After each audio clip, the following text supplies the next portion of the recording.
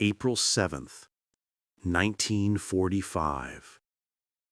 One radio transmission changed everything for Japan. The Yamato, the world's largest battleship, 70,000 tons of steel. High Command knew she was doomed, but they sent her anyway. 300 American planes were already closing in.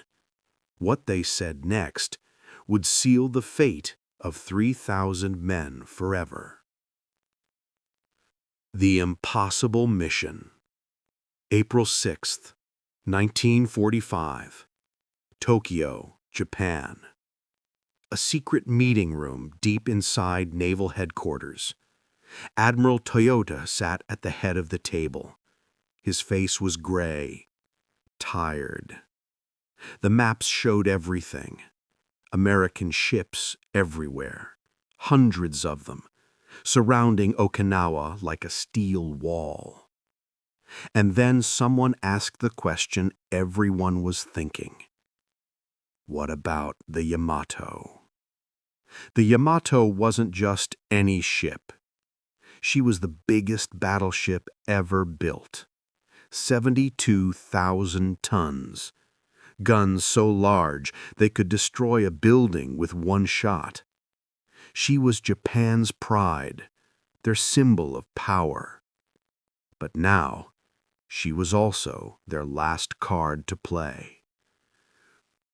Admiral Toyoda looked at the maps again. He knew the truth. Everyone in that room knew the truth. The Yamato had almost no fuel left, no air cover, no support fleet. And the Americans? They had over 300 planes waiting. This wasn't going to be a battle. It was going to be a sacrifice. The one-way fuel. Here's what made this mission different from anything before. The Yamato was only given enough fuel for a one-way trip. Let that sink in. One way to Okinawa. That's it. No fuel to come back. No plan to return home. The sailors knew it. The officers knew it. High Command knew it. This was called Operation Tengo. In English, that means Heaven Number One. A beautiful name for a suicide mission. The plan was simple. Sail the Yamato straight into the American fleet at Okinawa. Use her like a giant floating fortress. Blow up as many enemy ships as possible. Then beach her on the shore. Let the crew climb out. Use the massive guns as land artillery. It sounded desperate, because it was. Japan was losing the war, badly. Their cities were burning. Their aircraft carriers were gone. Their air force was nearly destroyed. The Yamato was all they had left. But even that wasn't going to be enough. What the Admiral said. Back in that meeting room, Admiral Toyoda finally spoke. His words were calm, cold, almost emotionless. The fate of our empire rests on this operation. But here's what he didn't say out loud, what everyone already understood. This wasn't about winning anymore. This was about honor, about showing the world that Japan would fight to the very last ship, the very last man. Vice Admiral Ito was chosen to command the mission. He was a good man, experienced, respected. And he hated this plan. Before leaving Tokyo, Admiral Ito said something to his staff, something that showed how he really felt. This mission is a waste of good men and a good ship. But orders were orders. And in the Japanese Navy, you didn't refuse orders. Not even suicide orders. On April 6th, the Yamato left port. She sailed south toward Okinawa, toward her death. 3,000 sailors were on board. Most of them would never see home again. The American response. The Americans knew the Yamato was coming. Their submarines spotted her the moment she left Japanese waters. Radio messages flew back and forth. The alert went up the chain of command. Admiral Spruance, the American commander, got the news and smiled. Let's send everything we've got. And he meant it. Within hours, carrier groups scrambled their planes, hundreds of them. Fighters, dive bombers, torpedo bombers. The pilots were excited. Hunting the Yamato was like hunting a legend. But back on the Yamato, the mood was different. Silent. Tense. The crew didn't talk much. They just worked. Checked the guns. Loaded ammunition. Stared at the horizon. They'd been told this was a glorious mission. A final stand for the Emperor. But many of them weren't stupid. They knew what one-way fuel really meant. April 7th. Early morning. Clear skies. Perfect weather for flying. The Yamato sailed alone, slow, exposed. And then the American planes appeared on the horizon. The attack begins. 12:30 p.m. The first wave hit. 50 planes screaming down from the sky, bombs falling like rain, torpedoes cutting through the water. The Yamato's guns roared back. Her anti-aircraft fire filled the sky with metal and smoke. She shot down a few planes, but it wasn't enough. More waves came, then more. Over 300 planes in total. The Yamato twisted and turned, trying to dodge, trying to survive. But she was too big, too slow, too alone. Torpedoes slammed into her side. 1, 2, 5, 10. Explosions ripped through her hull. Water poured into the lower decks. Men screamed. Metal twisted. Admiral Ito stood on the bridge, calm, watching everything. He knew it was over. At 2:05 p.m., he gave his final order. All hands abandon ship. But many sailors refused. They stayed at their guns, firing until the very end. The Yamato was dying.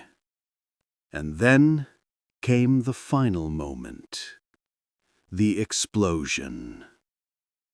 2:23 p.m., April 7th, 1945. The Yamato began to roll, slowly, to the left. Water flooding in, the ship groaning like a dying animal. Men jumped into the ocean. Others were trapped below deck. The ship tilted more, 30 degrees, 40. And then the magazines exploded.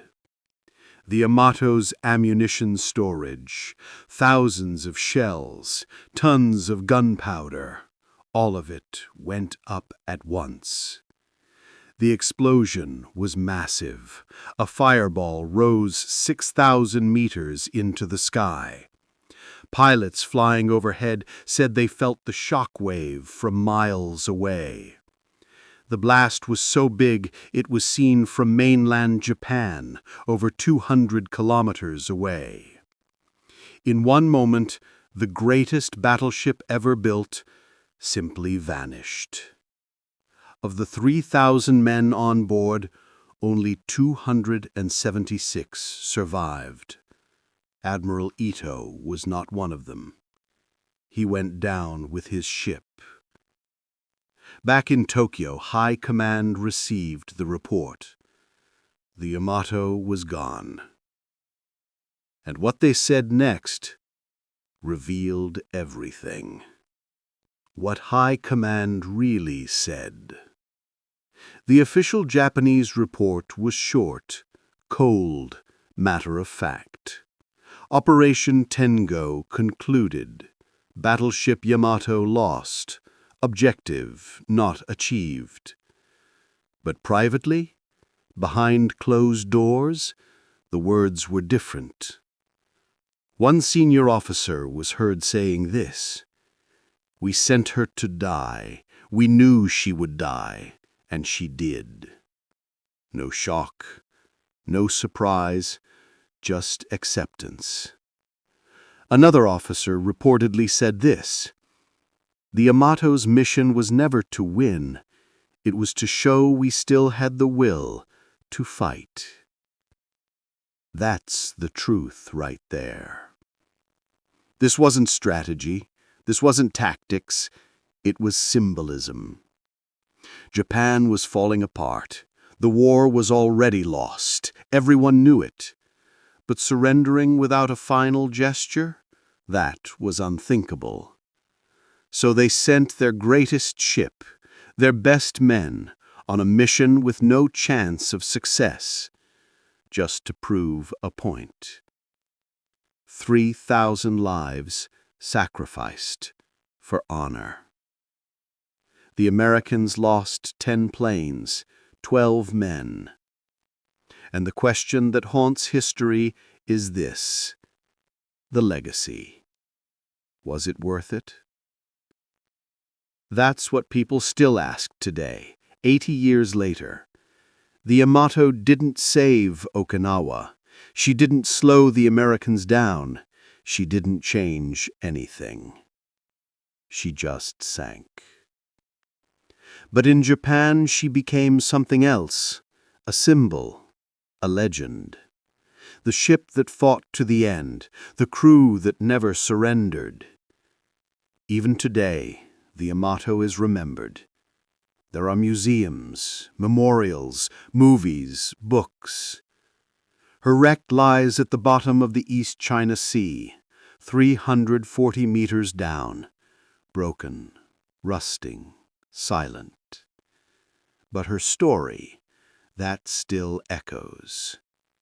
It reminds us of the cost of war, the weight of orders, the price of honor.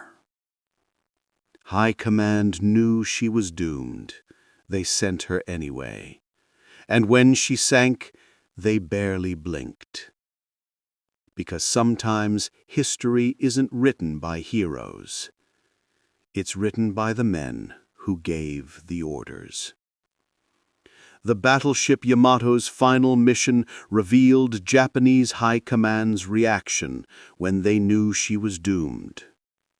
Operation Tengo, a one-way mission to Okinawa. The Yamato's last battle became Japan's kamikaze strategy. This suicide mission showed Japanese military thinking. Emperor Hirohito's Yamato reaction. The sinking during the Battle of Okinawa. Japanese Navy response? Cold acceptance. World War II's greatest battleship sacrificed for honor alone.